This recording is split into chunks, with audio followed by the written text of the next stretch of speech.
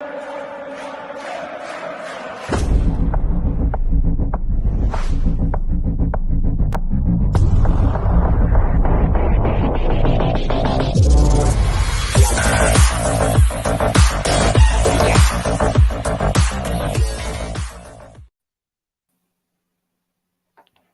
a banging intro. His words, not mine. I'm only kidding. Devil's Advocate is back. Thursday edition on the weekly Armchair Sports Talk. Just chatting football, really. If you didn't understand that, it means football in Scottish slang. And of course, we'll be chatting tonight. Brighton, Ten Hag systems, whatever you guys want. That's generally how it goes around here anyway. Joining tonight will be a few guests later on. You'll see them eventually. But first of all, Keane, Kevin, how are we, lads? Very good, Reece. It's very good to be on the other side of the table for once, and we're on a show together, and you're hosting and I'm the guest. So I like how the tables have turned this evening. It's going to be good crack, kind of you asking me the questions for once. It's good to see the tables being turned. Bitched for a change. I like it. And Kevin, yourself, how are you?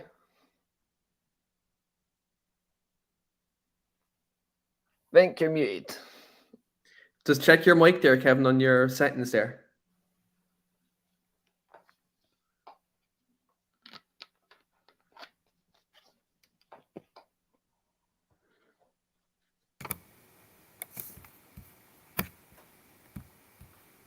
Can you hear me? Perfect. Yeah, perfect. Yeah. All right, great.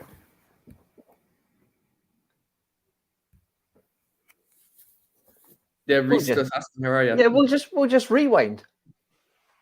Kevin, how are you doing? What I said was fine, as good as you can be for a Man United fan at the moment, anyway, I think.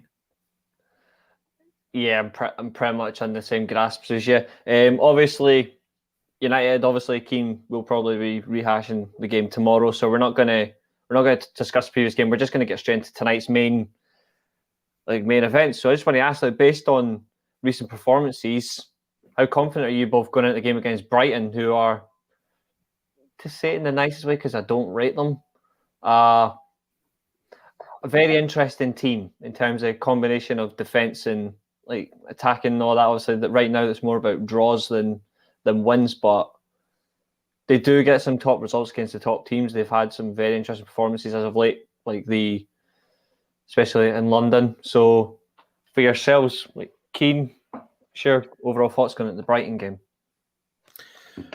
Well, to be fair, I think it's if you're talking earlier on the season, I probably would have said, I'd be quite apprehensive about it. I'd be a bit kind of negative about the game. And just in terms of Brighton would have something to fight for, United have something to fight for. Now, I think obviously European qualification is still important for United next season. I think even though Champions League is gone, I do think Europa League is still a good competition to play in. And look, to be fair, Ten Hag's going to, in a new setup next season, is going to need to win trophies. He's going to need to be in plenty of competitions.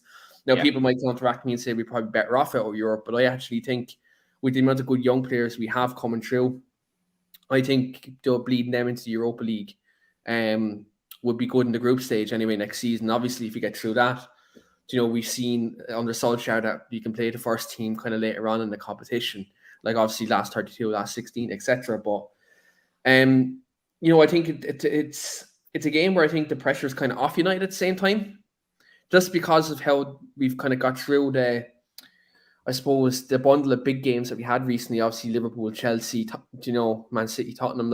We've got through all them games, and there's obviously some results are better than others.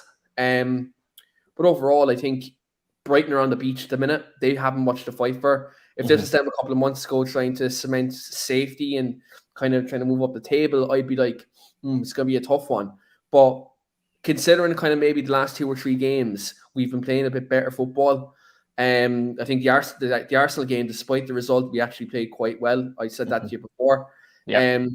I think the Chelsea game, we're a bit more organised at the back. We did see us be more organised. Then obviously the last game as well, against Brentford, is probably our best performance, probably under Ralph Rangnick, to be quite honest. Which to be fair, people might talk about that half an hour at Crystal Palace that they were saying, oh, that's elite coaching. No, it wasn't. It was just they ran for a half an hour. Let's be honest there. But agree with I you. think that the Brentford game kind of gave me a bit of hope that maybe this group of players who I've kind of banged on about recently in terms of how their effort levels have been, I suppose, non-existent this last kind of 2-3 months.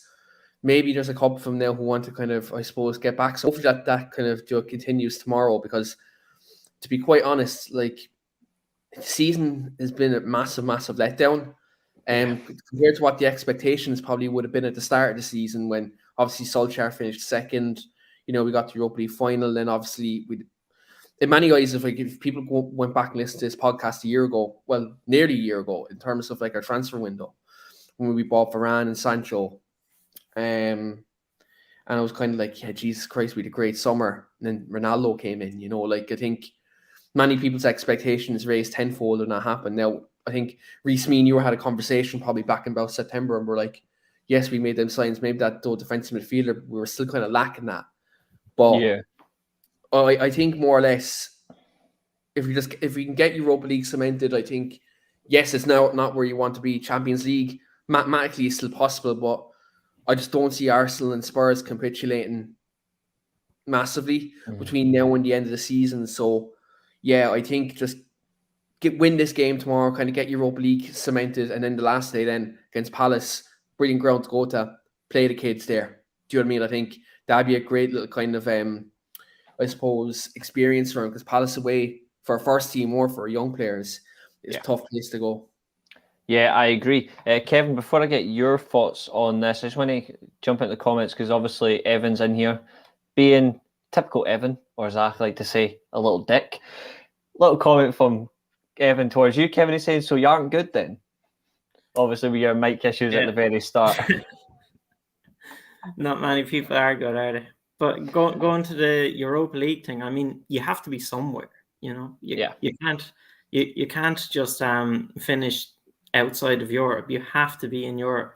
Maybe not in the cup that Leicester are in now, but you have to be somewhere to attract any players, and even just sell it to them. You have to say, we're in Europe, we're looking to move on from this competition. We've had a bad year, so to come to our club, we're going to unfortunately have to play in the Europa League, but we're worth coming to. And yes, it gives us, it's not just because it's the Europa League, it just gives you more matches so you can play younger players in. I mean, because you can't go in and play friendlies, you have to find some matches to bleed these players in. And I mean, you get a few FA Cup lower ties in that and in the Carabao Cup, but you can't start playing these guys in the Premier League. So that's what we really need Europa League for. Definitely, Kevin, and just also kind of on the back of that as well, like imagine Europa League next season, you have kind of a couple of young players and you send them to Rangers away or something like that. Like, do you know what I mean? That's an invaluable experience for them to kind of, even though, like, look, I'll be honest, I'm not the biggest supporter of Rangers. I think anyone who watches this podcast knows that massively. But like, if you look at like the tough away grounds for people to go, I think it is one. So the Europa League provides a good platform for the young players to do that. Like, even when I remember back when we were qualified there 3 years ago from the Europa League group stage, and Solskjaer went and brought the whole under-23 team. It wasn't a Rostov. Who was it to? Oh, I can't think of the name now. But it was a team. It was a team in Russia or something like that, in and around that area. And like, Solskjaer brought the whole under-23 team, and it was an absolutely invaluable experience for them. So I think, like, look, if United are in the Europa League next season, I think it gives United that, I suppose, that opportunity to not only just bleed in the young players, but also Ten Hag can play more games and see some of these players. Because I know, like, look, there's going to be a massive overhaul in the summer, and look, let's be honest, let's be frank. It's not going to be a summer where we're going to see 10 in, 10 out. I don't think that's going to happen. I know we've seen some. It's not possible. And we've seen under Van Gaal there's a certain amount of people left. But I think for Ten Hag next season, I think it's massively important that he has the Europa League to take a look at some of these players who maybe been under the fringes under Ralph, maybe been under the fringes under Solskjaer, and have a look at him. Even, let's say, Donny van de Beek next season, the jury is out on him in terms of if he's good enough to be a Premier League player. Like, the Europa League might, provide him an opportunity to get more games into his legs and get used to playing for Man United. Do you know, like, even if you look at young Ethan Laird coming back from Bournemouth next season, like I dare to say one of the right backs are going to be sold in the summer. That's a massive opportunity for Ethan Laird to come into the team. You have Alvaro Fernandez. Like, you have players like this who can definitely gain good experience in Europe. That, like, I remember a couple of years ago, Brandon Williams played a couple of games in the Europa League, and all of a sudden he was first choice left back at Luke Shaw, and then Luke Shaw, that improved his performances. So, like, I think there's, whereas I know people look down the competition because it's not the Champions League, and look, the Champions League is the elite. It's harder to win Competition in world football.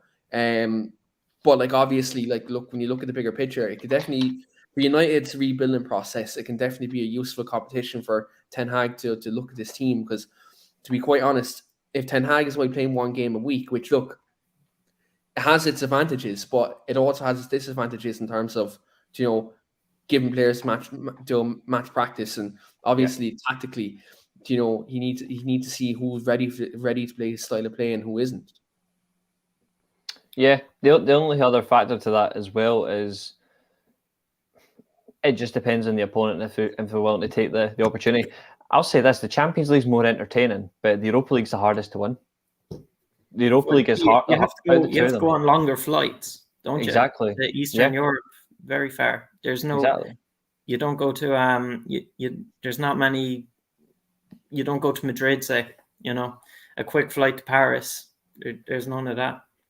And you're more likely to be going across to the likes of Israel as well, like in the Europa League as well. Like, don't forget, like, you're up in those areas if you draw those teams. Like, so you very rarely do in the Champions League. So it really does reflect from the competition. I would be all right with that.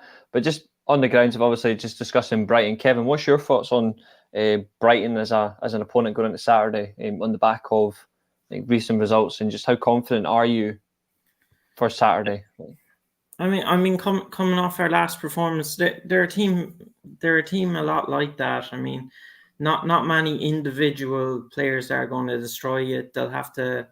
It's going to be another one of those where, like the Norwich game, where we can't get caught with 3 on 4 or 2 on 3 at the back. That's where Norwich got us. If you have enough players back there, even one-on-one marking, they don't have players that are going to beat your guys one-on-one.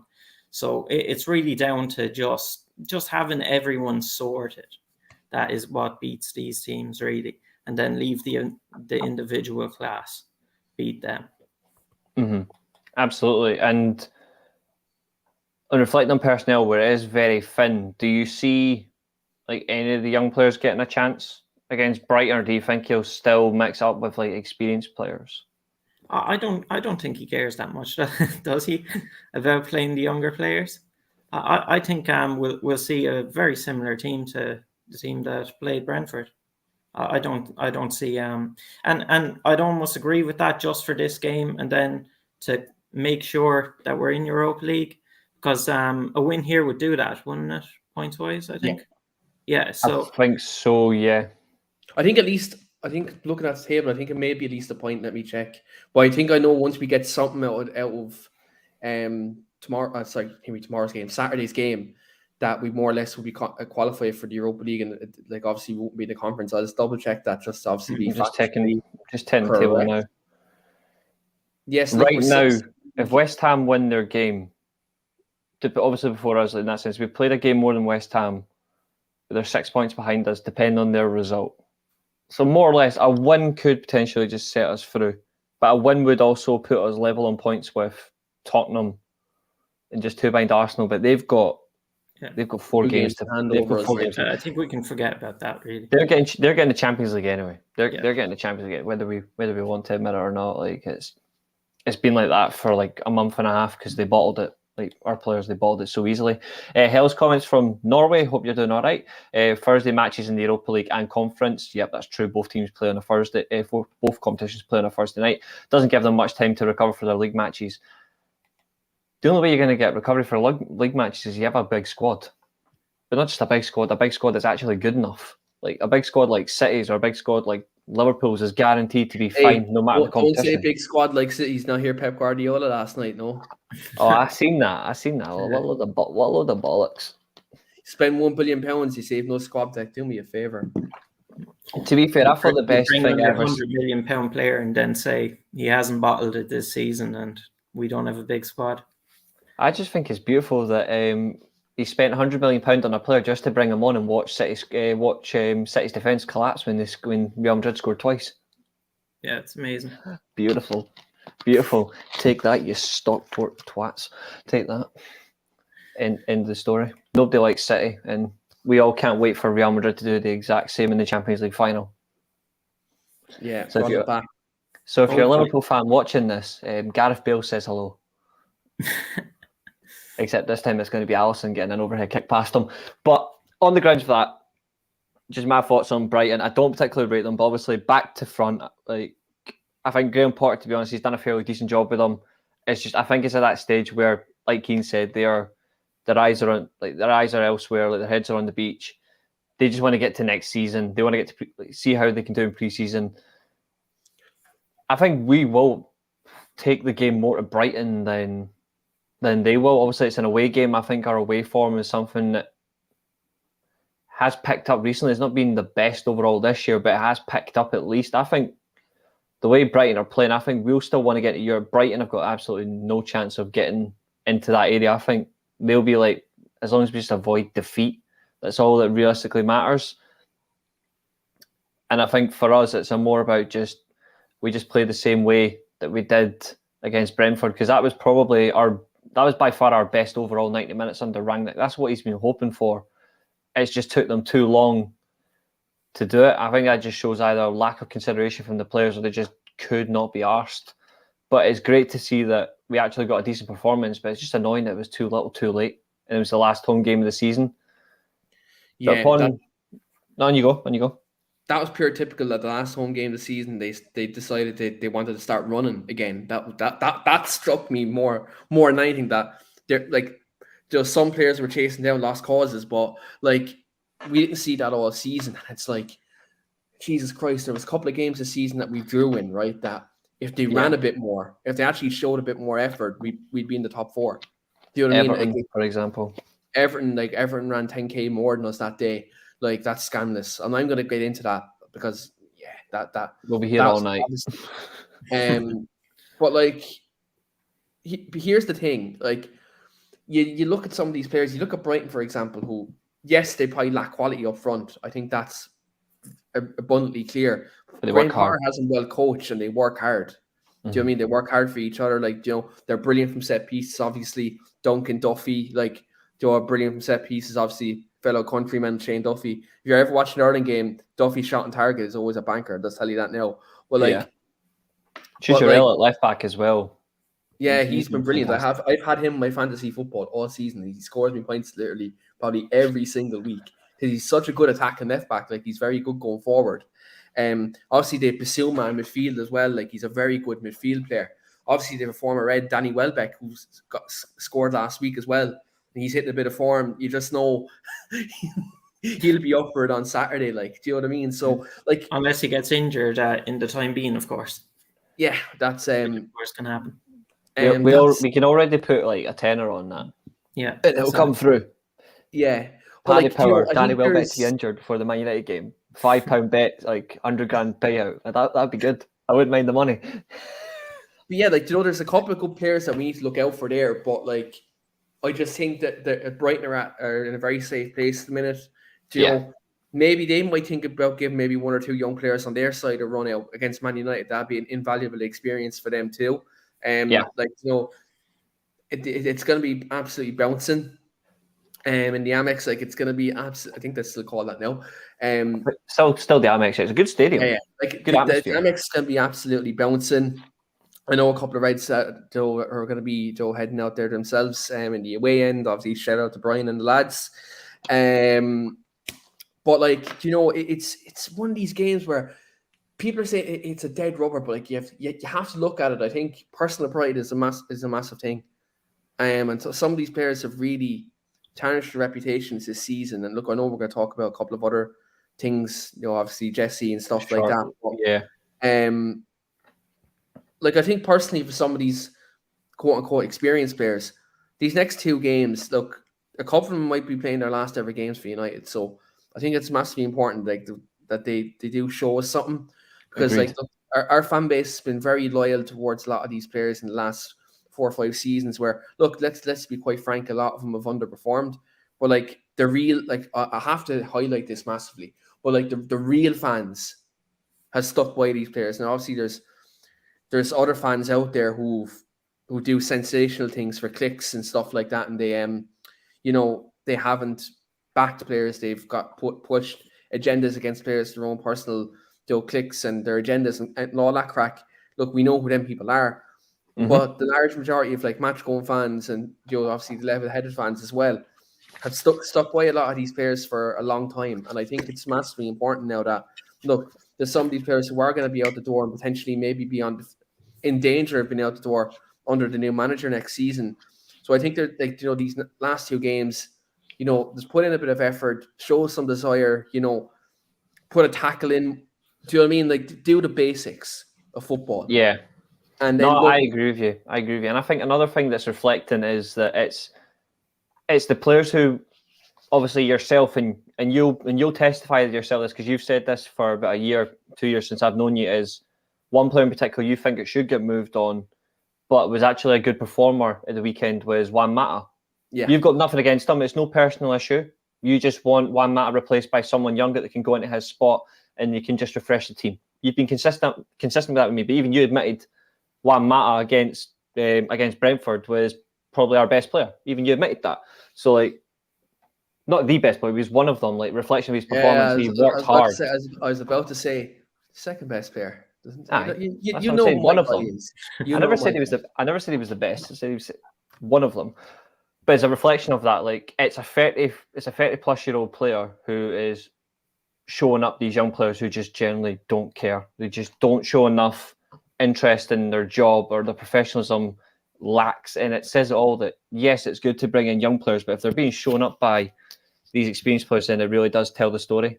And I think that's something that we should look towards Brighton. I think dead rubber game, maybe. I would say the only way you could call it a dead rubber game is if West Ham win tonight against Lyon, because at least then we'll know based on them in the Europa League final, which they'll lose.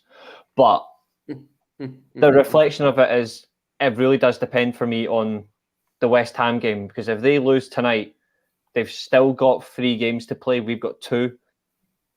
That's 9 points compared to our 6 that we could potentially pick up. Depending on how results Depending on how results go, West Ham right now are in the Conference League spot. We're currently in the Europa League spot. Give or take, depending on what happens against Lyon, we could drop. We could drop based on position, depending on what motivates West Ham if they don't get to Europa League final. So I think for us, like, one thing we have to do is we have to take it very seriously on Saturday, and I'm hoping that the players remember that. They don't underestimate Brighton. Yes, we beat Brighton 2-0 early in the start of the season at Old Trafford. Fernandes scored in the 97th minute, like right at the end, to like just effectively kill them off. There was a reflection of that. It was a difficult performance, but at least we got there over the line.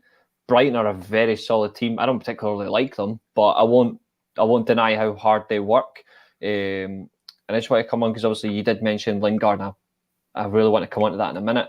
But Hell's comment says, if we bring the same on Saturday as we did against Brentford, it should be an easy win against Brighton. I agree. Dean's in the comments. Hello, off the road with Evan. Classic.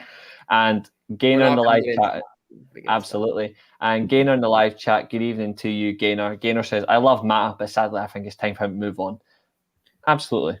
And that's fair. I don't mind Mata as a player. I think as a professional, I think he's consistent. He's a consistent professional. It's just he's on the wrong side of age. Doesn't have the legs to cope with the system we're going to play. It's not going to be. It's a nice way to say it without going out of context. It wouldn't be a pretty sight. As good as a player he is, as a technical sense, having to press consistently on the move at pace. We don't want players slowing down the ball. We want to be consistently attacking and pressing and controlling the game. The likes of Mata, even though he's not available right now, the likes of Pogba for next year, if he's around, he ain't the best option for this either. You need players that are just going to consistently keep the ball going, and that's a reflection. But on the back of professionalism, which is we've just spoken about, there is one player right now, social media, on and off the field, who, quote unquote, has not reflected at all, is Jesse Lingard. I'm a fan of Lingard. I think he is a hard-working player, but by God, he is right now, to say it nicely, he is pissing off the fan base. He is. The social media posts have not been good enough. The crying about not getting an Old Trafford send-off, it's not going to happen to every single Man United player. You're not always getting to get an Old Trafford send-off, regardless of your service to the club. It's a reflection of available at the time, and it's the manager's choice whether you get to play or not. You might get to play against Brighton, you might get to play against Palace at the end of the season, but there's no need to take it to social media where it's airing out. And obviously the comments by Paul Scholes on BT, which does not help after all. Players that were labelled leaks, fan base on social media have went and blamed those players for being the leaks. It turns out, all due respect, if you look at it, Jesse Lingard may be the leak after all. It might be him. One of them. It's a poor reflection of the fan base. But before I come to your thoughts, guys, I'm just going to say hello to Rich from Eagle Eye Football, who's also a Palace fan. Hello, mate. Hope you're good. And Gaynor, who is echoing a comment that me and Keane have been saying for quite a while as well, is if we want to be successful, we have to stop being sentimental when it comes to certain players. 100%. And we're not getting into agendas because we know which position Keane would say first. Just kidding, dude. Just kidding. And of course, Rich is saying the Lingard situation is only making him look worse. He made the decision to stay with you, probably get a massive sign-on fee leaving, massive sign-on fee leaving on a free. 100%. The game time he was promised as well, which he didn't get, has also contributed to this situation. But in all fairness, well, that shouldn't matter. He could have left in January. The club decided no, that's between him and United. In that sense, he shouldn't be bringing it to social media where it just makes it look worse. But Keane, I'll come to you second. Kevin, your overall thoughts on the whole Lingard situation, right? Like, where's your mindset and what's your overall thoughts on this ongoing saga, if you will? Well, it's interesting you brought up Mata before that, because it's a complete opposite situation. I think fans who see Lingard going out the door, there's a lot who are kind of happy enough to see it. And then Mata, who hasn't played or played the same amount as Lingard, people are sentimental about it. And I think it's because Mata has shut his mouth and just, sat on the bench when he's had to sit on the bench and hasn't cried about it. But I mean, you do have to feel a bit for Lingard that he did. I mean, if I was Jesse Lingard sitting on the bench and I saw Phil Jones and Edison Cavani coming on for a send-off, I'd be pretty annoyed. I mean, he's probably been at the club since he was 10, or I don't know what age. I mean, that's good. That's 20 years, say. I mean, you don't see that often these days, do you? I mean, you barely see it.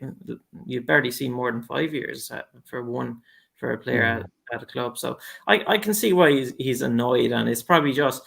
I mean, when you post something straight away after the match, or he's probably emotional about it as well. You kind of have to take that into account. Was the leak from him? Probably, yeah. And unfortunately, it was the whole dressing room was a mess at that time, I think. I'm not sure if we could say, oh, look how bad Jesse is, and look at the rest of the team. They're all so professional. I don't think we could just bring Jesse Lingard up and say, oh, it's all him. I mean, the rest of them are just terrible, really, really bad. It's a mess. No, I agree with you. I agree with you. I think that's a fair point. And obviously with Lingard, it's not just him. Like there's a vast few of them that, to say it nicely, need to be shot off. Like we need to move them on in the right way. But it's just, I think for him, it's just like he's 29 years old. I mean, he should understand the concept of wrong place, wrong time. That wasn't the right time to air that. It could have made it. doesn't reflect on him either, because it does hamper his chance of even getting minutes in the last 2 games of the season. It'll reflect that. I'd be surprised if he's on the bench for either of these 2 games. I'd be surprised. But Keane, I know me and you at the start of the season were buzzing when Lingard came back in pre-season. He had a fantastic pre-season. We still wanted quality around the squad, but we thought Lingard as a whole, backup number 10, if need be, use him on the wings. Obviously, the West Ham goal was a sentiment to that in the league. He also had like the pre-season performances where he was fantastic. But just for yourself, the whole season and to now, what is your thoughts on this whole Lingard saga? What's your thoughts on it? I think at the start of the season he was quite unlucky, wasn't he? Because like Solskjaer said he was going to start the first game against Leeds, and then he got COVID at the time, which then he took like about good 5 weeks to recover from. Then he got into the team. He actually scored a couple of goals at the start of the season. Done okay. Then he was kind of frozen out by Solskjaer. And when you consider, like, I think when you look at the period that Solskjaer did go through in terms of some of the players down in tools, I think Jesse Lingard would have been a handy player to have in there because he would have worked hard. Agreed. And I think then if you look at when coming towards January, there was talks he wanted to leave, which to be fair, I think, to be quite frank, he wanted to get first team football between now and the World Cup to try to get into the squad. I can understand from that perspective. Now, obviously, there was another situation that happened that prevented him from leaving on deadline day. If that situation didn't happen, he's probably not here right now, and we're not having this conversation. But obviously, that situation happened. It's unfortunate that situation happened, and Jesse Lingard had to stay essentially because, as a result of that situation, the club took that choice. But I think I can understand from a playing point of view why he's disappointed and why they're frustrated when you obviously see certain players underperforming for months on end and then you're still not getting a game. Yeah. I think maybe you would be a bit kind of disheartened by that. But I've said this on Talk of Devils as well, that the thing about this is that there's a certain level of professionalism you have to do when you're at a football club, whether it's your boyhood team or the club you're contracted to and pays your wages. When you're putting up pictures and videos of you at another football club, whilst there's talk of you potentially leaving, that's not good professionally. That doesn't show you in a good light. Yeah. Obviously, being a dressing room, like being one of probably a couple of leagues. Obviously, Lee Grant was the other league recently. You look at a couple of other players who have obviously their PR has kind of sprung out of control in the last kind of couple of months. Yeah, like it's Jesse Lingard is part of a bad bunch of group of players who I think their attitudes are completely wrong, and it's a symbol of kind of where United are as a football club post Sir Alex. This doesn't happen under Ferguson, not hot. This does not happen 100%. But it shows kind of the state of the football club and where it's at where it's at the minute now, with stuff going on behind the scenes. I'm hoping now, hopefully, going forward, there's going to be some steps of positivity going forward. Look, that remains to be seen. But in terms of the Lingard situation, I think it's best for all parties he leaves the football club. And obviously, I've seen reports today that Eric Ten Hag wants to talk to him to try to gauge where he's at, but he doesn't like. And it's nothing against Ten Hag, but Lingard doesn't want to, talk to Ten Hag because he feels like his relationship at Manchester United kind of is very severed at the minute. So the way I look at it is, I think it's best for Lingard to move on. It was wrong of him to post what he posted the other night. Now, look, one thing I will say, it was very wrong of him to post it, but when Edison Cavani's refused to even turn up for training for about 2-3 months, he's getting sent off. And he's been leaking to all sorts of media in Uruguay and Spain that he's wanting to leave. And he's wanting to go to X, Y, and Z club. And he's getting a game. That's not right either. I think, look, if you weren't going to give Jesse the game, the send-off the other night, why bring Cavani on? I said this the other night. Why bring Cavani on? Cavani's been just as bad this season in terms of not turning up for training, Joe, saying he was sick, but then went to the boxing that night. Like, I know players are entitled to do what they want to do outside of football. That is completely 100% true, and that's fine. But don't say you're sick and not unavailable to play for a game. Then one of the biggest games of the season, mind you, as well. And then, go to the boxing that night and look, Joe's as fit as a horse. Like, do you know what I mean? I think there is a lot of things have spiraled out of control this season. And I'm just hoping now with Ten Hag coming in that he can just discipline this dressing room. I know I spoke to Marcus on this, that he's not an authoritarian figure. And I spoke to, obviously, yourself, I spoke to a couple of Dutch journalists with regards to the situation as well. Yeah. I just hope that Ten Hag can come in, he can obviously gain the respect of some players. I think get a lot of the bad eggs out of the dressing room. But like this is a long you can talk about quality of footballer and like in terms of what quality of footballer you want to get in, but you also have to get in the right type of person who has the right mentality and wants to actually play for the badge. Like I know people say this is a different day and age, like no one really plays for a badge anymore, but you look at a group of players and you look at City, you look at Liverpool, right? I hate bringing these two teams up because I can't stand them. I really can't. But like when you look at them two sets of teams, there's one thing abundantly clear. Well, a couple of things that are abundantly clear, to be fair. There's a style of play. Players want to play for the manager. They want to play for the club. Now, some of them might be diehard Real Madrid fans in their childhood. Some might be like even players like Andy Robertson. He's probably a Celtic or Rangers fan. Do you know what I mean? But when he plays Celtic fan, yeah. Like, do you know what I mean? Like you look at all these other players. They all mightn't love the club, like let's say a diehard Man United fan, like let's say a Neville, Giggs, Scholes, players like that. When they came up through United's academy, they loved the club. But like to be quite honest, there's a cleansing that needs to be done in that dressing room. Like yes, we have to get the right quality of player in to kind of be competitive again, but you have to get players in who are professional. I agree with you, dude. I agree with you, and I think there is one good thing behind the Ten Hag appointment is there's a video of him. There's a video of him actually during a match, actually, and he took charge of a cup game, and the young player just quote unquote just couldn't give a fuck. He was on the field, didn't do anything he was asked. He wasn't marking his players. He wasn't staying in position in the midfield. Within a month, he was gone. Like he loaned them out, and then the player was sold at the end of the season.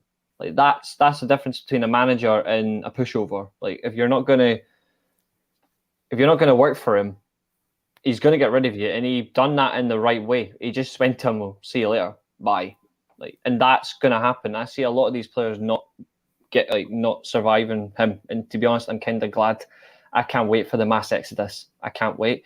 A few comments. Hella saying Baye has been screwed big time too. Feel for him. Potentially, he has some impact, but to be fair, Baye is extremely unreliable. His own performance, his own injury record, and his own drastic play in the field has what's hampered his opportunities a lot. But I do get your sentiment. Richard's saying, good evening. Hello, mate. How are you doing? Top shirt. Thanks very much. 1980s. What can I say? It's a quality period for recovery anyway. And Hella's saying, Ten Hag takes no prisoners. He's a straight-talking guy who'll not leave any of them then wondering what's expected. And that was Noah. Correct. And I'm looking forward to having Eric take over. And I think Ralph has done a great job as interim. So have I. I know the results haven't reflected. We've not won the FA Cup. We didn't get past Atletico in the Champions League. We didn't get the top four. But the one thing I've said and I've been consistent with since Ralph got the job, everywhere I've went, is Eric Ten Hag will expose the issues at Man United. He'll expose the incompetency of the board. He'd done that within a month. He'll expose the lack of quality on the field. He'd done that in his first game against Palace. And he'll expose the fact that this club just has no genuine care for getting back to the top. And it's kind of reflected by the way we've handled it. He wanted a midfielder and he wanted a striker in January because he knew we needed depth in the squad to challenge. They denied him. Whether it's an interim manager or not, if you're looking at that and an interim manager's coming in where he's saying we still have a chance of getting Champions League football, we need an extra midfielder and we need a striker. Ideally, you're going to listen to a man that's been managing since 1981. I don't know. That's a bit dangerous. Look at Everton now, and they got in Benitez players, and then Benitez left, and then they were stuck with players that they don't want now. So it's a bit dangerous when it's an interim manager who's going to be there for a few months. Possibly, but this is somebody who's then going to be contracted for 2 years afterwards. You'd think the appointment, like in a back advisory role, you would think he would at least understand what he's doing.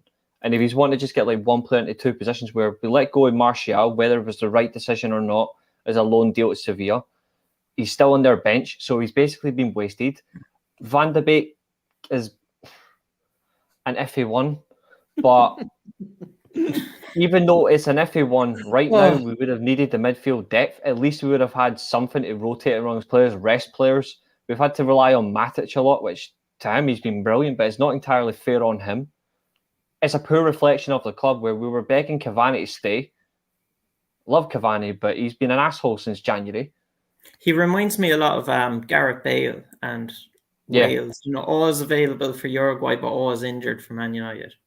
Yeah, it's just that ignorance. It really annoys me, and I'm like, I like Cavani as a player, but the fact he was doing all this, I was like, I just want your contract scrapped. We could have used Martial's link-up play beside. It would have helped Rashford. Like Rashford's better performances are with Martial's link-up play because it lets him get into spaces. Ronaldo, at least, he wouldn't have to carry the whole team. But I think it's just a poor reflection of just the club not making any decisions. That's what Ralph has done. Ralph, I'll admit, he's not a brilliant manager, but he's a very smart football man. He understands football, and that's a reflection of why wouldn't you listen to this man? So that says all for me. It's just like you want to listen to this guy because he knows what he's talking about. We should have done it, and that's just a reflection of just how seriously depressing we are as fans right now. We're depressed by this. But I'm just going to ask, because I wanted to ask about Ronaldo, but I just want to say, respond to Hella's question. Why was Bailly given a new contract? Because Ed Woodward believed that there would be market sale value on Eric Bailly when you're not going to get more than 15 million for him. That's literally it. Yeah, he wants to maintain resale value, but like you're not going to get anything for him. Injured. Like this is how Ed Woodward was so disconnected from football. Like I didn't understand it. Looking around the games he played, how is there going to be a resale value on a player who hasn't played football due to injury? Like how? Exactly. How much is? I mean, if you look at his contract, how much is his contract worth? You know, he's on like 120 grand a week. For how many? For how many years? Is it 4 years or 3 years? 3 years, I think. Same as Phil Jones. They got the same length for extension. If you add it all up, that's probably more than 15 million. I'm guessing you're going to have to dish out over those weeks. Just an example, one Mata a month makes 640 grand. Eric Bailly makes half that. Yeah. A month. That's 320 grand a month. So there you go, whatever that is like per week. So that's like 80 grand a week. Like 80, 90 grand, something like that a week. That just sums us up. Like that just sums the club where it's just so poor mindset and poor reflection. But on the contrast of that, we seem to have uncovered a problem or solution or tangible theory about Ronaldo. Problem, solution, I call it bullshit. The man's just a football player doing his job. And at the moment, he's carrying United. He's carrying them on his back. I'm surprised he's not done a hunchback and gone all like crooked. Yeah, I'm surprised he hasn't because he's carried us all season. But based on Ten Hag's style of play, which is all about the Dutch style, is about total football. It's about control. It's about pressing, short passes into the half spaces, triangle play, similar to what Guardiola plays, but incorporates the German style where it's got like counter pressing in that sense.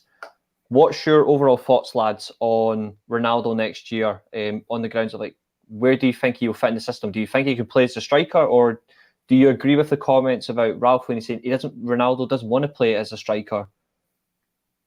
Maybe you look at Ronaldo playing off the left where Ronaldo can cut in, similar to what he did at Real Madrid. Like he doesn't have the pace anymore as play as a winger. I think Bruno should be on the wing. We'll come to that in a later show, but like I still think Ronaldo off the left is actually more dangerous than through the middle because he still likes to run at players. But just yourselves, just go clockwise. So, Keane, what's your thoughts on Ronaldo as a whole, because obviously he's going to be 38 next year. What's your thoughts on this and going forward? Even if it's for 1 year under Ten Hag, like what's your... Yeah, I think, look, we definitely should keep him anyway for one season. I look at the role what Haller is doing at Ajax, and I think Ronaldo can fulfill that. Like, people say Ronaldo is only a goal scorer. I think that's massively incorrect. If you're looking at Ronaldo, just even in the last 3 months, he's had in build-up play. He actually tracks back. He does actually press. Contrary to popular belief with all the Scousers on Sky Sports. You know, like, Ronaldo does work hard. Like, you even watched him the other night, like, he tracked back and he pushed McTominay and Rashford out of the way so he can slide tackle the Brentford there. Yeah, like, you know, like, you look at Ronaldo, I think he's a massively experienced player, and I think with this dressing room, again, like I always come back to it, this dressing room is so, like, there's so many weak mentalities in there. Ten Hag's going to want good mentalities in the dressing room coming in, and I think for that alone, Ronaldo should be kept. Also, we won't have like, Cavani's going, Martial's probably leaving, right? Possibly. Like, you know, number 11 is not coming back. He should never play for this football club again. Yeah. So, like, Cristiano Ronaldo should be kept at this football club, not only for his quality, not only for his experience, but also, like, leadership. Because if Ten Hag's appointing a new captain, you give him the armband. You know, like, I think you give him the armband. I think you need someone to help this transitional period for Ten Hag for this one season over a dressing room. I think Cristiano can be that. I think Cristiano is well capable of playing in the Premier League next season. Like, as people say he's finished, well, mind you, he's scored, 18 league goals, 18 league goals. 18, in the worst Man United team in the Premier League era, right? Yep. And he's getting that many goals. Now, remember, he was linked to Man City in the summer. Now, Ronaldo joins Man City. There's no title race right now. City probably have already the league wrapped up, and City don't get knocked out of the Champions League. If Cristiano Ronaldo is playing for them, don't have the chances. And there's no Erling Haaland talks to City either. Those talks don't exist. Yeah. Ronaldo signs for City, they win the league, and they probably win the Champions League as well, because the amount of chances they create and they can't put him away. Like, he agrees with you. Richard agrees with you. Yeah, 100%. I think making captain for next season, definitely, 100%. But, like, if you look at that, Ronaldo alone, just on the basis of all them little things, you put Cristiano Ronaldo in a functioning system next season with players around him who will also work hard as well. Like, you look at him at the chances Bruno creates, right? Just bring up, for example, Ronaldo's getting on to most of them, right, and scoring goals. Yep. Now if you get more hard work and creative players into the team next season, Ronaldo will still score goals and even more goals. Agreed. Like, Ronaldo, like, if you look at his body, he doesn't have the body of a 38-year-old man. Yes, he's not as quick, but his football brain is still there. Yeah. You know, so I think Ronaldo should be kept for next season. And obviously, buy a young striker in the summer where, I'm not saying young, like 17, 18, but... like 22, 23, something like that. Someone like that, like a Nunez, someone like that, you know, like in that bracket who can come in, play games either alongside Cristiano or, as I said, if we're in the Europa League next season, that they can play up front and gain their education in that season and get used to playing in the system and, you know, playing with the team. Yeah. But to say that he's the problem, I think, is massively biased and ill-educated, especially coming from someone like Jamie Carragher, who actually, to be quite honest, I actually think when he doesn't speak about Liverpool, he's actually a decent pundit outside of speaking about Liverpool. When he speaks about Liverpool or United or on Ronaldo, he's just brain dead. But other than that, like, when he speaks about everything else, he's actually a quite good pundit. I agree. I think he's the best. I think he's the best over at Sky. Yeah, until he speaks about Liverpool or speaks about Ronaldo, I think he's very ill-educated. But absolutely. But, like, he's not the problem. The problem is everyone else around him. Because if he was a problem, why in God's name does he have 18 league goals? Why does he have 24 goals in all competitions at 37 years of age? Again, I'll reiterate, in the worst United team in the Premier League era. I think it's just the problem with, like, football It's fans in general. sensationalism. That's what it is. It's the media. It's the media. Cristiano Ronaldo has been a problem at every single club since the summer of 2006, when he gave a wink to Wayne Rooney. That since then he's been a problem from the media for every single club. Even when he scores 50 goals for Real Madrid, he's still a problem. You know. That's the thing, and that's actually a good point. And you look at sensationalism, whether it be that or whether it's just flat out like jealousy. But like, if Ronaldo was such a problem, then why would Real Madrid keep him for 9 years? The record goal scorer of all time. Why would Juventus be willing to spend 100 million when they don't do that in the first place? Juventus don't spend 100 million on any player. They did because they think that he would take them to the Champions League title. He didn't, but what did he do? He took them to another league. He gave Sarri his first ever league title, for goodness sake. A man who'd managed for 30 years didn't know how to win a league title. Gets Ronaldo, boom, wins his first league title, and then he gets sacked at the end of the season. So Ronaldo's no problem. He just gave Sarri something to walk away from. But I don't see the whole issue about a problem. I think the problem is it's fan bases who claim to talk about football. They claim they know about football, where they actually don't know anything about football. It's like, oh, you see it all the time when it's on Twitter and all that. It's like, oh, if you make a valid point and somebody just goes ratio, all that crap. That's when you know you're talking to somebody who doesn't understand football. It's just a stupidity in their brains. There's even stupidity within the fan base that they used a point like Ronaldo is the problem. Ronaldo should have performed against Atletico Madrid. Ronaldo should have, done this. Hold on a second. Ronaldo's still 37. And Ronaldo still scored a lot of goals in his team. But then to state that he's a problem, I think it's an easy thing to say. But you actually have to deep it. You have to deep it. Target. He's an easy target because he's the greatest player of all time. Yeah. He's the greatest player of all time. And he's an easy target because he's a big name and he makes headlines and he gets people clicks and gets people talking. But let's be honest, if Ronaldo was such a problem, right? Ralf Rangnick wouldn't play him. Because Ralf Rangnick is an I like Rangnick, but he's an absolute fucker in terms of that. He's stubborn. Mm-hmm. There's no way if Ronaldo was causing him problems, he wouldn't start them. Do you know what I mean? He wouldn't. Simply wouldn't. Despite circumstances. If someone's disrupting a dressing room so much, they wouldn't play him. So me sitting here right now, I'm literally just listening to all these things, and then you talk about Ronaldo being a problem. Ronaldo's the reason United are playing poorly, right? Just disregard United's fullbacks who are absolutely been shocking this year. Just completely disregard Harry Maguire, who, unfortunately hasn't been as good as he's been last year. Because last year, I thought he was brilliant for us. Not only for us, but for England as well. Not only take into account United have probably, when you look at McTominay, Fred, Matic, probably a mid-table level midfield in that regard. Mm-hmm. And that's probably me being probably generous. You have had Bruno's production levels haven't been as high, but he's still creating chances.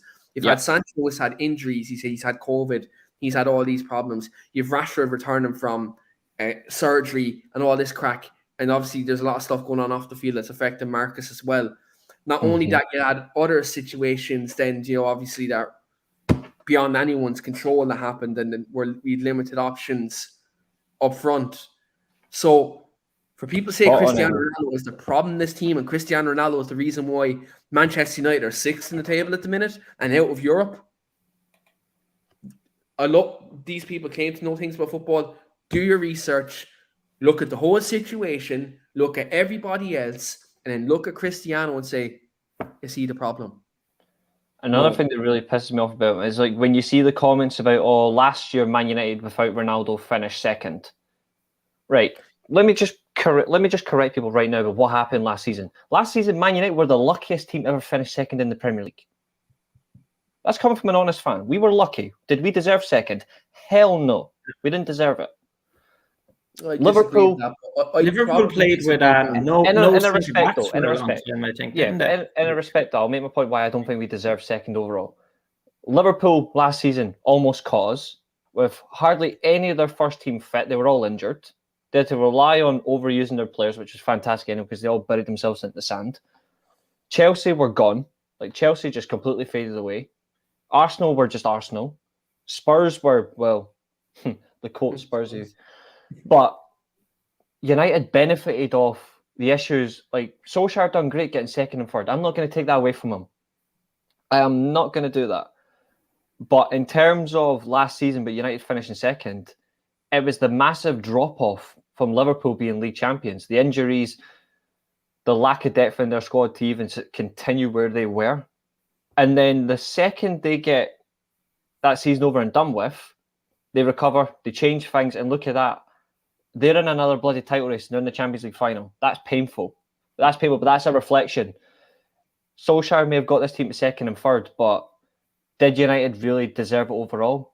And from an honest perspective, I'm going to say no. But it was great that at least we finished the better of the rest, but it's not enough in that sense. But for people to say, because United finished second with a player who should never play for the club again, Rashford and Martial, to then bring in Ronaldo and then United, but then United to just finish out the top four because it's Ronaldo. It's not Ronaldo's fault. Our team is shit. Our team is shit, folks, whether you want to admit it or not. Top to bottom, front to back, there's only 4 or 5 top players that would maybe get into Liverpool or Man City's team. Maybe 4 or 5, depends on how it is. One of them is freaking Ronaldo. He gets into their team. But apparently he's the problem. Well, if he's the problem, then find me the solution. Because he isn't. The problem is people are just stupidly ignoring other situations. Our team is poor. We don't work hard enough. We claim we want to be the hardest working team in the Premier League. We don't run. We don't work hard enough. We're lazy. Chances-wise for the front men is abject. We have to rely on Fernandes, which isn't fair on him. It should be the whole team doing the job. Another standpoint comment you made was fullbacks. Our fullbacks have barely done anything. Like the only thing I've seen is Telles scoring a free kick against Villarreal. Like just that volley from that free kick, that was it. And that just sums up where the manager in the summer needs to get everything right. He has a lot to change. Ronaldo isn't the problem. But right now, Ronaldo is our best chance of at least getting goals. Because hardly anyone in our team scores goals. You saw it against Brentford. Our last, 8 goals. Ronaldo 7. Fred 1. Like, that just says, you cannot blame him for all this. If he's the problem, then give your head a wobble. Honestly, give your head a wobble. It's because these people read the tabloids, and the tabloids have Ronaldo being the problem for clicks, and it's not. And then it's not as if they're going to come out and say, "Look, we were wrong about that," and put that as their next article. Are they? Yep. They're going to double down on it, and these people keep reading this. So that's simply why they don't actually. There's also people out there, Kevin, who you are right. United match, There's also people out there who cover United and they claim to have elite knowledge about football, and I'm just going to say that in the nicest way possible without, going in on a certain person. But like, there's people who claim to have massive knowledge about United. Like, they're this big diehard United fan. They have to do research on our greatest ever manager, by the way. And like, they say Ronaldo is not a good footballer. Well, look. People like that are influencing other people's opinions on social media. Like, I think people need to kind of look at themselves and like garner their own opinion, not base their opinion on the back of what other people say. Mm-hmm.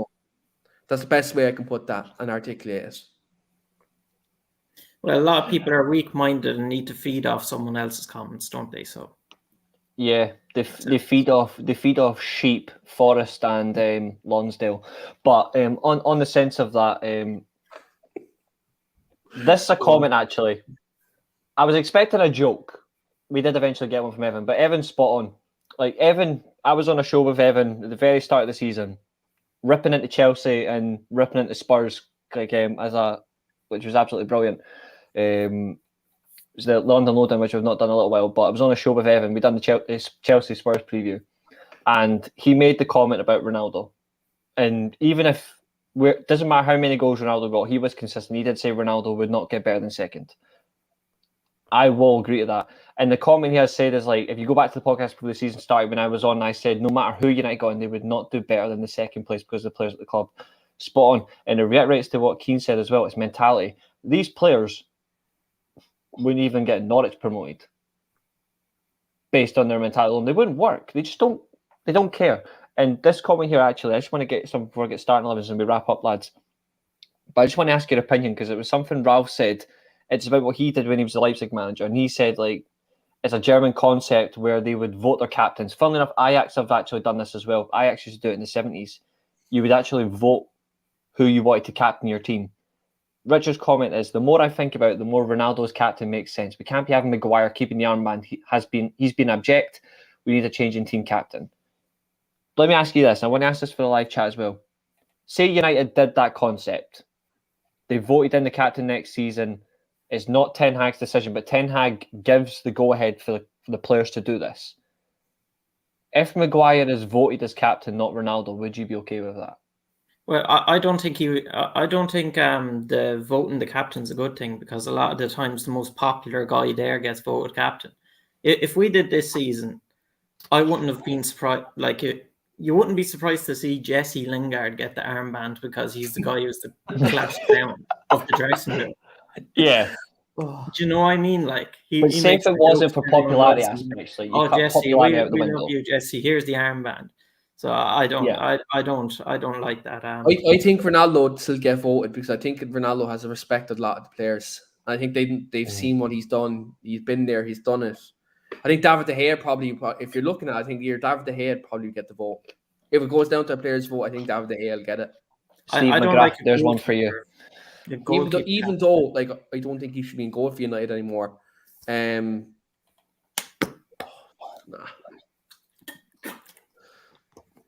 I would run. It should be Ronaldo, and it shouldn't be Maguire. It should be Ronaldo. That would be my answer on it. It definitely should be Ronaldo. But the voting system, I'd still think just the most popular guy who wouldn't shout at the players to drive them on the field. I don't think that would get.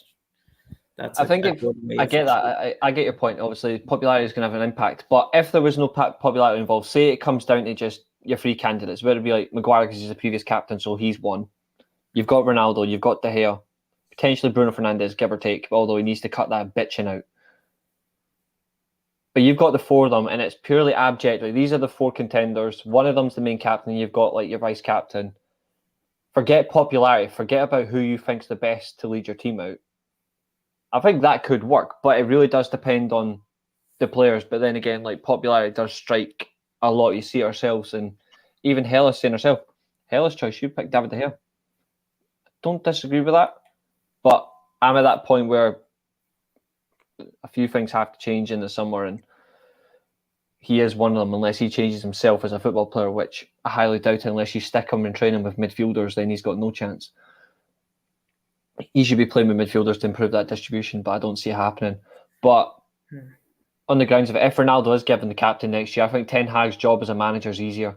He is a hands-on coach. He's on the training ground. At least he knows somebody who is going to work hard, takes care of himself. He pays attention in training, and you just get the right people around, like right personalities, as Keane always says, character.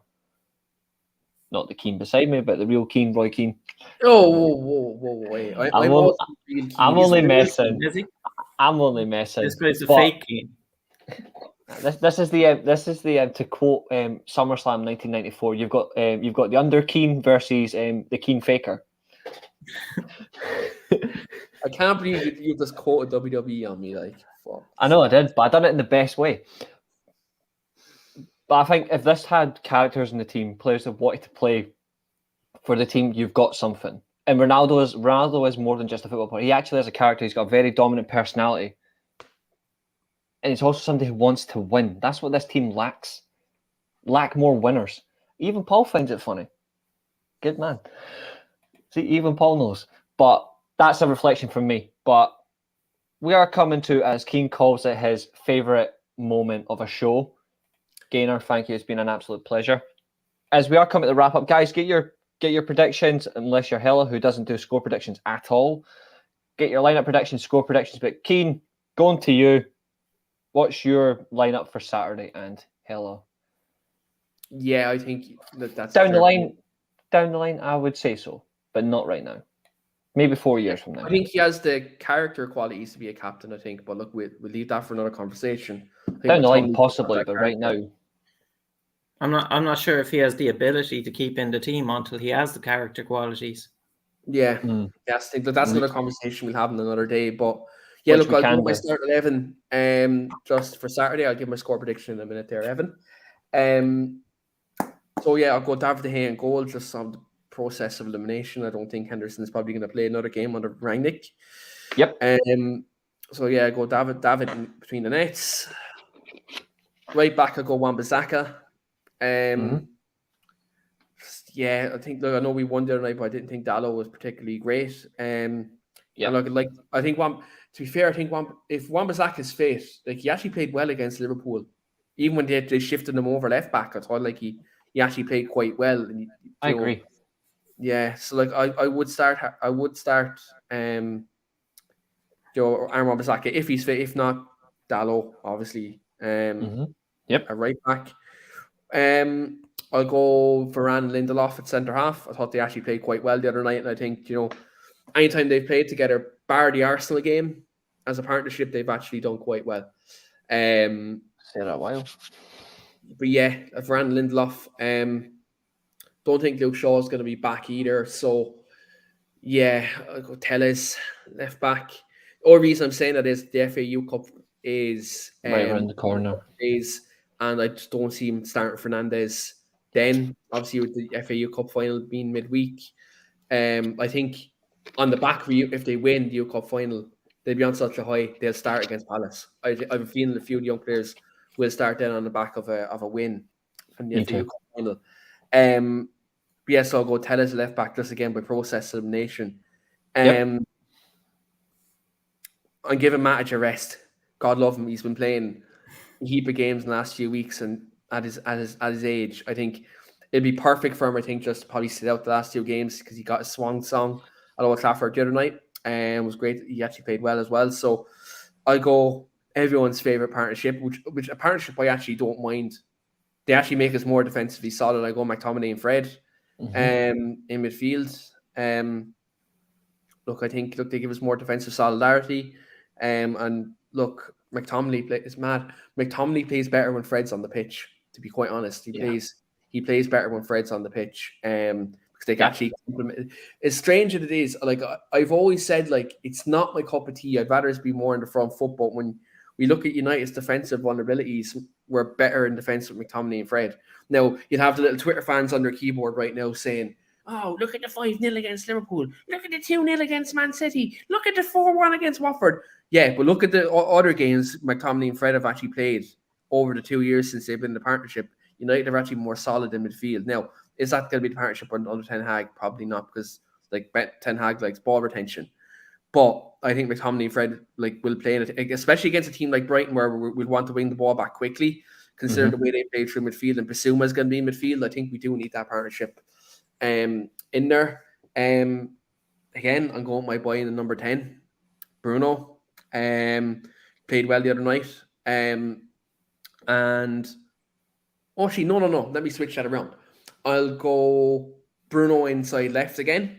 And the inside left channel again. I think he might play there under Ten Hag. So I'd like to see him play there again.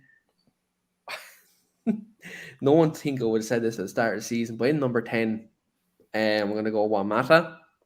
Amy, if you're watching, you've heard that. I'll go Juan Mata number 10. Yeah, look, played well the other night, and again in a game where we're going to have to try to keep the ball against Brighton. Yeah, look, I think Juan Mata will be a good player to kind of utilise. I think as well with McTominay and Fred playing there, they'll obviously do the dirty work in midfield. That Mata can kind of still obviously stay further forward and obviously support the wingers and the striker up top. So yeah, I go Juan Mata number 10. Bruno obviously in the inside left channel. Sancho is going to be out the rest of the season, so I'm going to say Elanga, but I'll actually give Rashford a start. I I think he need. I just want to see Marcus Rashford get back to his best more than anything, because I think he's a brilliant footballer, and people might disagree with me, but you can't disregard what he's done for United. Bar this last couple of months, I don't think you can disregard it. And I think in a system where Juan Mata and Bruno were in there doing the creative work, I think Rashford can be given more license to kind of run at players. So I'll go Rashford on the right, and look, greatest of all time up top. Reasonable.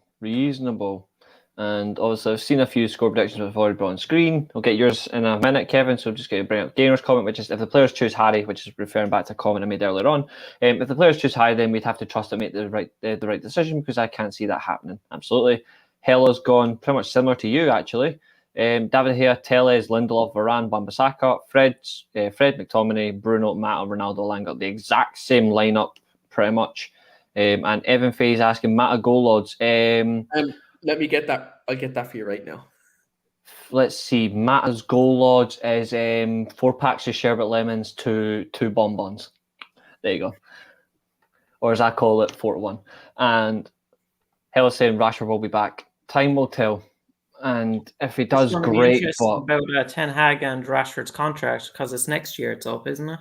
I think 1 year left. Yes, it is. I'm not sure if we have a year option on it. No, we don't. No. Evan, do you want him first goal scorer or anytime? Because anytime goal scorer for Juan Mata on the weekend is 6-1, and that's anytime. And first goal scorer is 14-1. Be funny if he scored a free kick in the first 10 minutes. That'd be funny. I might throw Mata anytime into a bet builder Saturday. Just after seeing that, but yeah, that's another story that's a story for the group chat. But anyway, go on, fire away. If he scores this, by the way, I'm not going to let you forget this. Kevin, yourself, what's your lineup predictions for Saturday? And then we'll get your score predictions of you and Keane after we've given my lineup. So your lineup, please, Kevin. Yeah, mine's very similar to that of Keane's, except with 2 changes in there. I think Dalot will still start ahead of Wan-Bissaka. I think Wan-Bissaka will play against Crystal Palace, but I think Dalot will play today, and I'd rather see all the rest of the players the same, except I'd rather see Elanga play opposed to watching Rashford count the blades of grass on the field again. So I think that's what my lineup would be. Yeah, I think that's fair. And Hella's saying Mata came really close last match. Why not? Yeah, exactly. My lineup. Right. Okay, so De Gea in goal, Wan-Bissaka. Then I hope to hell it's our best partnership, which is Lindelof and Varane. I do agree with the same left back. I think it will be Telles. But then I do think Fernandes will start against Palace. Midfield, I'm going with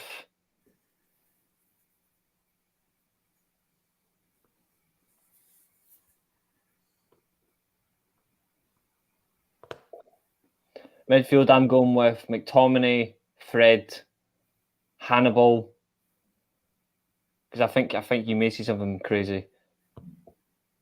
And then, same as before, I agree with Keane. I'd like to see Bruno on the left-hand side. I've been advocated that under Ten Hag. I think it's going to work. He'll play in that free roaming 10 as on the left-hand side.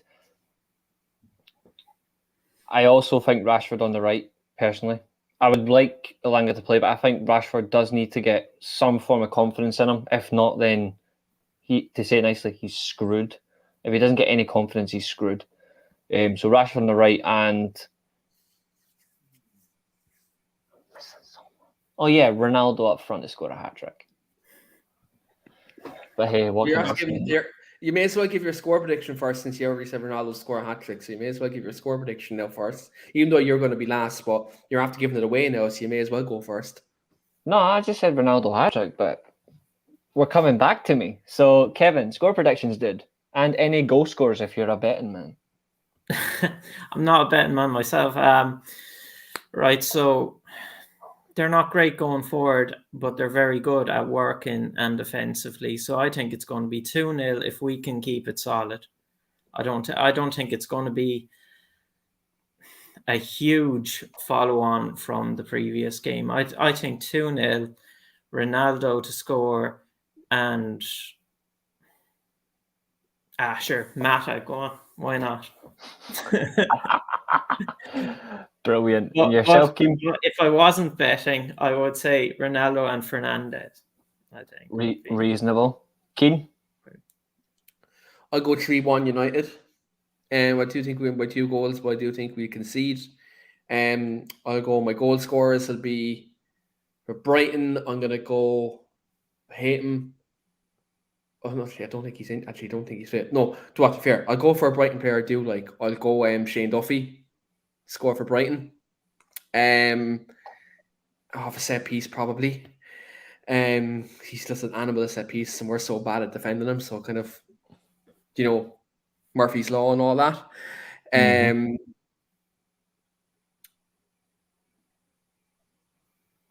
For us, I'll go Ronaldo.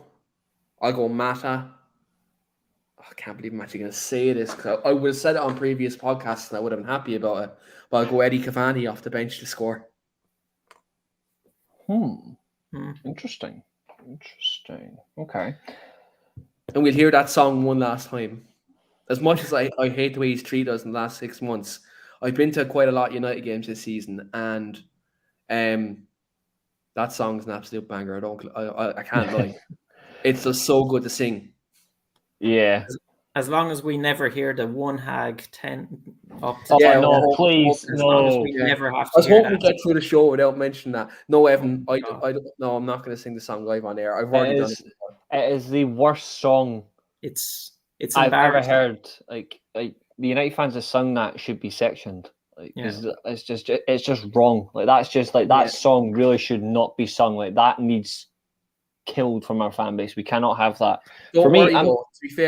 To be fair, I think Pete Boyle and the lads in the Red Army will make up a very good song for Ten Hag, and they always do. The Red Army are very good at what they do in terms of building atmosphere in Old Trafford. So I've no doubt Pete and the lads will make up a very good song for Ten Hag. And to be fair, I tagged Pete in a tweet the other day under the video, and I was like, Pete, you need to sort this out. For me, score prediction, probably my biggest one of the season, actually. I'm going Man United 4, Brighton 1. I'm going Ronaldo hat-trick. Juan Mata to get a hat-trick of assists. Trossard to score for Brighton. And the 4th goal,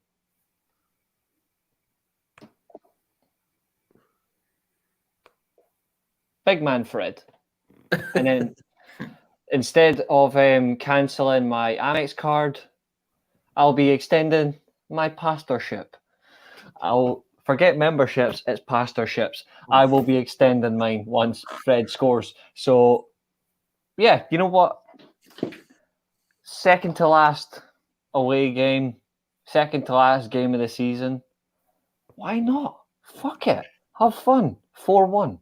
There we go. And who knew I could make that rhyme. And Evan, I know, but I love carnage. What can I say?